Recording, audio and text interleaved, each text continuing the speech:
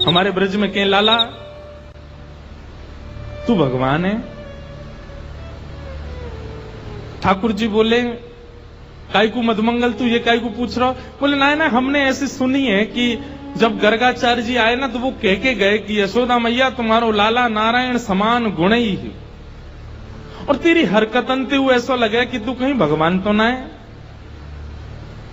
तो ठाकुर जी धीमे से बोल जाते हैं, बोले मधुमंगल एक बात बताऊं? बोले कहा मैं जय जय हूं, मैं भगवान ही हूं।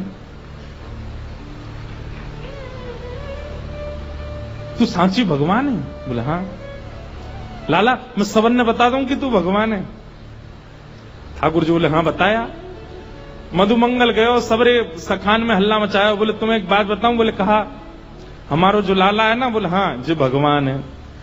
ये बात सुन के आधे तो हंसने लगे और आधे छड़ी लेकर के बोले दिखाइयो ने कहां तेरो भगवान।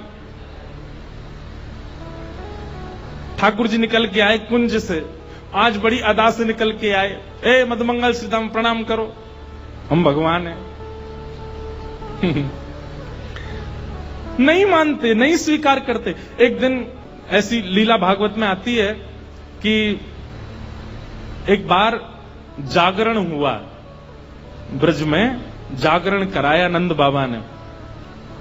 जागरण का मतलब है पूरी रात जग करके अपने इष्ट का स्मरण करना, वो जागरण है।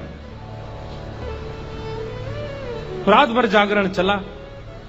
तो जागरण के काल में जैसे ही थोड़े ब्रह्म मुहूर्त का समय हुआ, तब घड़ी तो होती नहीं थी, अंदाजा लगाया तो नंद बाबा को लगी कि भाई ब्रह्म मुहूर्त है, क्यों मैं स्नान करवे जाऊं। तो जैसे ही नंद बाबा ने यमुना जी में प्रवेश किया, क्योंकि अब तो नहीं ऐसा होता पर नदियों में भी स्नान करने का समय होता है। ब्रह्म काल से पहले अगर आप नदी स्नान करते हैं तो वो देवताओं का समय होता है, उस समय देवता स्नान करने आते हैं, उस समय नहीं करना चाहिए। तो नंद बाबा देव काल में चले गए और जैसे ही नदी में स्नान करने पहुंचे तो गंधर्वजन इनको पकड़ के ले गए। जब नंद बाबा बहुत देर तक नहीं आए तो सबने जाके ठाकुर जी से कही, तो ठाकुर जी गए और ठाकुर जी ने यमुना जी में प्रवेश करके गंधर्व लोक में जाकर के नंद बाबा को वहां से छुड़ाया और वापस लेकर के आए। तो जैसे ही नंद बाबा वापस आए तो सब ब्रजवासियों ने घेर लिया। सब ब्रजवासी बोले बाबा तुम कहां चले गए? रात में गए, अब निकल के आए हो। मधुमंगल श्रीदाम बोले बाबा हमें तो यूं बताओ, इतनी देर तुमने सांस कैसे ली भीतर, तुम चले कहां गए? बाबा बोले भैया दो देवता मुझे पकड़ के ले गए, मैंने देव काल में स्नान कर लियो। बोले फिर?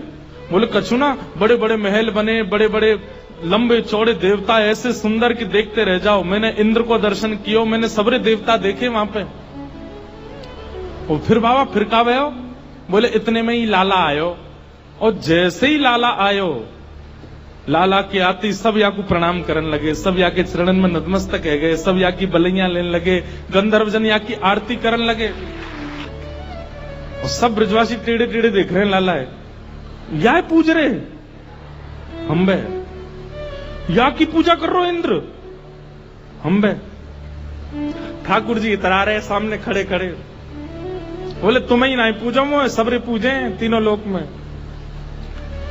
सबरे बोले बाबा सच में यहाँ की पूजा भाई वहां पे? बोले हाँ। अब तो ठाकुर जी का यश बढ़ गया।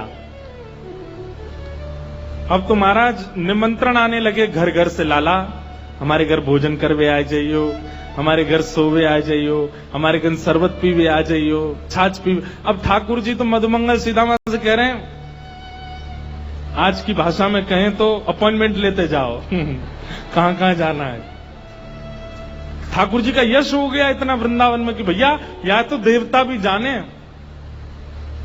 एक दिन सब ब्रजवासियों ने कही लाला तू सांची भगवान है, तू सांची बता दे, सौगंध खा के तू सांची भगवान है।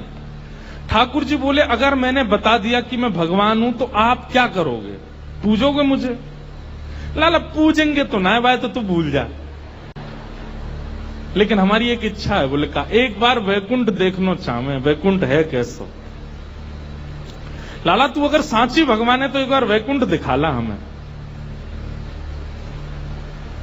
ठाकुर जी बोले मेरे हाथ पकड़ो, सब रे ग्वाल बालन ने ठाकुर जी के हाथ पकड़े, बोले नेत्र बंद करो। जैसे ही नेत्र बंद किए, अंतर ध्यान सब ग्वाल वालों को लेकर के ठाकुर जी को सीधे वैकुंठ पहुंच गए।